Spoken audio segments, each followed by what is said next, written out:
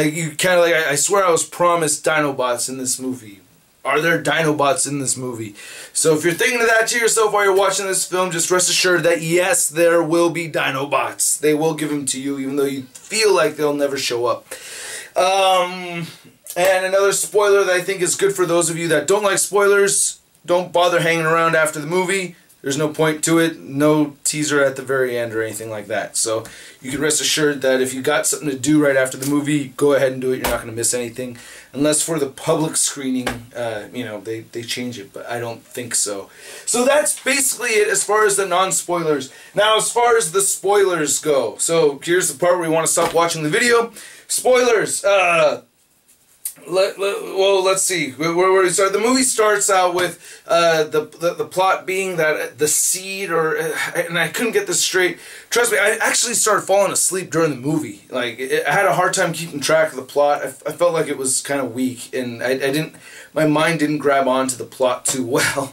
I just got that there was Dan Andriano trying to create clones. They created a way to make a metal that could transform, and he creates Bumblebee replicas, right? Which I thought was a cool nod to G1. You know, the replica is red, so it looks like Bumblebee, but it's red. Obviously, Cliffjumper, but his name is Stinger, and I guess that's the name of all of these replicas is Stinger. And I like the little nod to I hate cheap knockoffs. I thought that was a great line.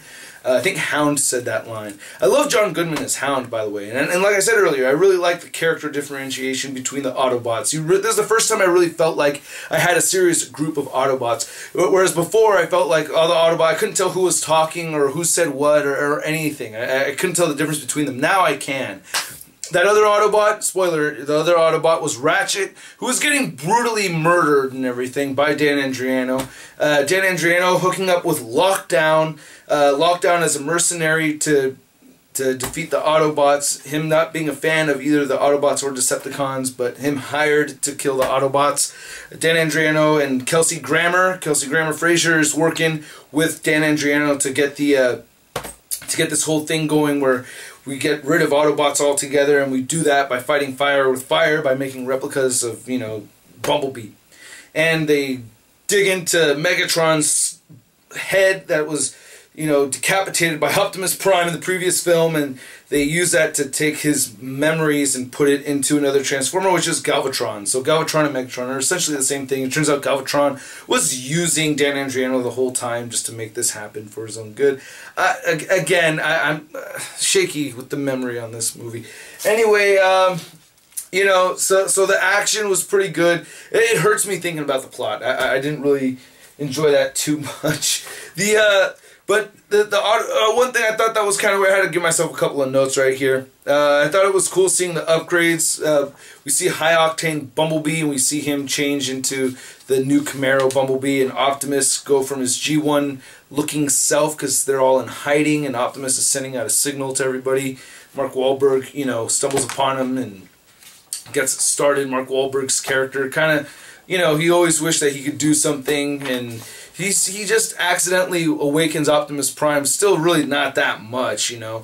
And Mark Wahlberg's performance was okay, I guess. I really felt like I was almost watching a parody, like a Mark Wahlberg doing an impersonation of Mark Wahlberg, you know. Like, I felt like there were some lines that like sounded like he was doing an impersonation of himself from Ted or something, you know, that arguing kind of, innocent arguing kind of thing that he does. And maybe it's just Mark Wahlberg. I don't know. But I felt like it was kind of weak. I don't know. I didn't really like his performance too much. But you see, I think Lockdown transforms off screen. I thought that was strange. I think his first transformation was off screen. Drift was a really cool character in the movie too. Like I said, I liked Hound the most. Hound was really cool. He's just got bullet shells falling all over him, loaded with guns. Super cool. Jolly, kind of funny. They make little jokes, quips, and stuff like that. I thought that was really cool. Drift, though, was weird. He had two transformations. He was the first triple changer that we see in the movie. So he turns into the Bugatti, and he also turns into a helicopter. And there's no explanation of how that really happens or what, like, they don't thoroughly really explain that. You just see a helicopter there, and there's a car missing. You know what I mean? And then there's no helicopter, but we get an extra car. So he just figure it out that, you know, he can transform into both a helicopter and a car, which I thought would have been really cool to explain. It would have been nice to get a little bit of, you know, of an explanation of triple changers. Not a whole lot, just a little bit. Like a little bit of an acknowledgement, like, holy crap, did that guy just do something that we've never seen any Transformer do before in this universe? You know what I mean? Just something to acknowledge it a little bit. I don't know. So I thought that was weird. Oh, they gave us free stuff at, I wanted to also mention that they gave us a free hat, Transformers 4 hats, before I forgot. Age of Extinction Experience and IMAX 3D. Just want to mention that. But anyway, now, the thing I really want to talk about, though, is the freaking Dinobots. They took forever. The movie opens up with this whole thing where the dinosaurs weren't extinct because of a meteorite, but it was like the seed or something that came from Cybertron and landed, and we get this. We follow around this little dinosaur thing. Reminds me of Land Before Time. We follow that Ducky. We follow Ducky around, and then I guess he almost dies or whatever. And then I went to the bathroom or getting some popcorn and soda and stuff, where I missed the part where they first talk about the Dinobots coming into the movie. But the movie is very long, and you don't really see any Dinobots till like the last half hour, man.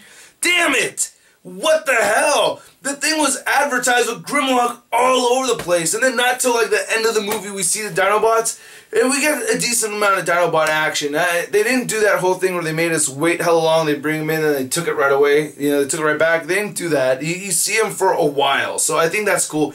They got a good amount of screen time. Now, from what we know of the action figures, from the action figures anyway, is that there are 7 Dinobots. The original 5 being Grimlock, Slag, now Slug, the Triceratops. I'm just going to say in their dinosaur forms, okay? Triceratops, T-Rex, Triceratops, Apatosaurus, like a Brontosaurus, Stegosaurus, and the Pterodactyl, right? So, Grimlock, Slug for this movie, right? Slog, the Apatosaurus, Strafe, and Snarl. They kept the name the same as Snarl, okay? Out of those 5 originals, we only get Grimlock, Slug, Strafe, and then Swoop. Right? No, I said Strafe, Slug, and yeah. So just those 3. And then they added in Scorn. So no Scorn or Slash either. So no so the 4 Dinobots are Grimlock, Slug, the Triceratops, Scorn, the Spinosaurus, and Swoop or Strafe. Those 4. I wish they had given us a different 4. For instance, we didn't need Scorn if we already have Grimlock. There's so many dinosaurs out there, but it's like, can you have given us the long-necked herbivore to represent that part? That would have been pretty cool. You know what I mean? That would have been pretty nice. Instead of having 2 bipedal predators, you know, I don't know. So, and then Scorn didn't really look like how he looked on the action figure. The action figure, he's more accurate to the actual skeleton of the Spinosaurus with a huge fin on the back. But this guy had like 3 rows of spikes on his back. And it made me think that I was looking at Snarl, but it wasn't Snarl. You see a good amount of Grimlock. Now the whole thing with Optimus Prime and Grimlock teaming up was just kind of weird.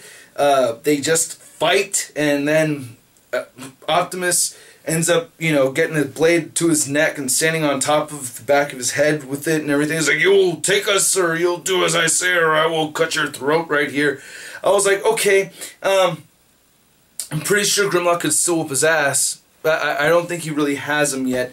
I actually don't think, I think the chance of Optimus Prime ever defeating Grimlock in a one-on-one battle is possible, slightly possible. If Optimus were able to actually defeat Grimlock in a one-on-one battle, he would really have to use his smarts, and it would be a long battle. You know what I mean? This was a very short battle, and Prime dominates him quickly. I just didn't buy it. Not even just comparing him to the G1, the old cartoons and everything, but even for this movie, because Grimlock is so freaking huge, man. It's like, he can't, like, really took him down that easily? Come on. I just didn't buy that. And then for whatever reason, all the other Dinobots are like, oh, okay, yeah, we'll do what he said. Yeah, I guess he took down Grimlock, so we're going to follow him, which is actually more or less G1 accurate, because the Dinobots are stupid. Speaking of stupid, they don't talk, so I could have used a Meet Grimlock Come on, give it up for a Meet Grimlock. A Meet Grimlock would have been cool. Would have liked to have had that, but no, they never speak. None of them speak. But you do see them in both. You see all four in both modes. Could we have get a fifth, just one more to get that number right to the G1? They had 5 back in the day. You gave us 4. Would it have hurt to put one more in there, man? Damn it. No, you know, so. But anyway, you know, they stampede and they come in through and help save the day. You get a good amount of slug or slag in there. I like seeing Slag in the movie. You see him having the fire breath too. I think that was pretty dope. A lot of Strafe flying around. Strafe was pretty awesome. You get Bumblebee riding around on Strafe. That was really cool. Nobody rides Scorn. Scorn's barely in it, so it's like, I don't know. I'm asking for a 5th, but that 4th one, they barely show him in the movie anyway. So yeah, that was the Dinobots. Yeah, they transformed. They don't have any of the colors that we saw in the action figures. The color schemes, even the gold on Grimlock or that bronze color is totally just made up for the toys. That's not in the movie. They're all just like a dirty gray silver color. And then you see Grimlock, it's just scream. So I think that was, you know, I kind of wish they talked, but at the same time, just to meet Grimlock, you know, just one meet Grimlock, you know, meet Grimlock. Yeah, that would have been kind of cool. But nope, didn't get that. Yeah, then I don't think you even see any of the other ones scream, but you see them all in both modes, so I thought that was kind of cool. There's this big machine thing floating in the air, and it's kind of like the Unicron. Mr. Phil's called it as the shout out to Unicron thing, everything levitating in the air. And then it drops it back down, and the Dinobots go walk off in the wilderness into the forest and just let them go like that. So, okay, that was just a little, just felt like that wasn't tied together. Oh! One of the big shockers for me is Optimus Prime. He killed Kelsey Grammer. I think Kelsey Grammer was about to kill Mark Wahlberg. Optimus Prime comes around the corner. Boom! Shoots Kelsey Grammer. He shoots Fraser right in the back. Are you kidding me, man? Optimus Prime just shot a man down. That is so outside the character, except for the movieverse. I guess it kind of makes sense because Optimus Prime, you know, did do that whole fatality to Megatron in Dark of the Moon. So, I guess it kind of fits it, but really, the original character of Optimus Prime would never do that. Prime would not shoot a human down like that. God, just terrible, it's terribly outside. And then Bumblebee was a dick in this movie too. Bumblebee, like, really had a temper. He was so pissed off about the clone thing, which I guess I would be pissed too, but I'm not Bumblebee. I wouldn't expect Bumblebee to react the way he did. Bumblebee really threw a fit about the whole clone thing, the stingers all over the place, which is kind of neat, you know. And then the Galvatron thing, Galvatron transforms and he's just a bunch of little squares, and then he just reforms again. So, you know, this movie, man, it's got problems left and right, of course. We all know this, right? It's a Transformers Bay movie. It's going to have problems left and right. You know they don't know what the hell they're doing. You know they don't really care about the G1 stuff. It's like you have the people with the real money making this movie, just doing whatever the hell they want. Then you have the people working for them fighting like hell to make G1 accurate stuff happen, so you only get some of it in there. That's what it looks like to me anyway. You know, it's like you got douchebags running the show, and you have heroes trying to really get cool shit to happen. And they're not winning that many battles, but they have won some. Like that. That's what I think it is, anyway. I don't know what else to talk about, man. I got through all my notes, I think. No after the credit scenes. Dinobots took forever. Yeah, you know. Seed landed, yeah, so that's all I really got to say. I hope you guys like my review anyway. I try to, you know, fulfill both ends by giving spoilers and non-spoilers. Like I said, the plot, I was falling asleep during the movie. The plot didn't really stick too well. So not a great movie, but definitely one of the better Transformers movies. Yeah, I think I liked it more than Dark of the Moon. Actually, yeah, I'm going to say I liked it more than Dark of the Moon. Yeah, alright, for right now. I want to see it again, though. Maybe I'll do a re-review of this. Alright, let me know in the description what you guys thought of the movie if you already seen it, or let me know what you thought of this review. I'll catch you guys later. Peace.